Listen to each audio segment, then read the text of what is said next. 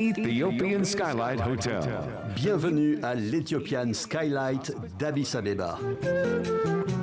Le fleuron de l'hôtellerie 5 étoiles, idéal pour un séjour relaxant, vos activités professionnelles ou une halte forcée.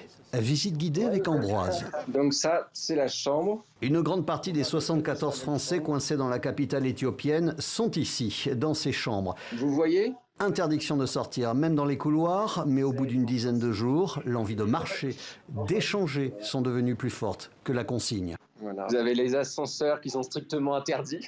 Tous ces Français sont coincés ici pour un contrôle Covid positif.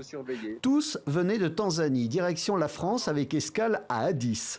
C'est durant cette escale que ces passagers français ont appris qu'ils étaient positifs lors d'un test et emmenés vers des centres médicaux d'isolement loin en périphérie d'Addis Abeba, alors qu'ils ne souffraient d'aucun symptôme et avaient un test PCR de moins de 72 heures négatif. 2 jours dans ces centres sommaires et direction l'hôtel pour l'isolement forcé.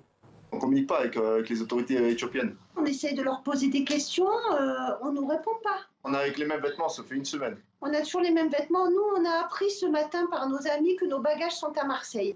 Ces Français ont l'impression d'être les victimes d'un bras de fer entre Paris et Addis Abeba. Les autorités françaises, il y a 12 jours, ont suspendu les vols d'Ethiopian Airlines, estimant que la compagnie ne contrôlait pas suffisamment les tests PCR de ses passagers. Ce confinement forcé serait donc une réponse de l'Éthiopie à cette mesure. Le ministère français des Affaires étrangères n'a pas souhaité confirmer cette information, mais affirme que ces Français sont tous bien traités. De fait, mis à part quelques baisses de régime, l'impatience de rentrer et quelques rires nerveux, ça a l'air d'aller.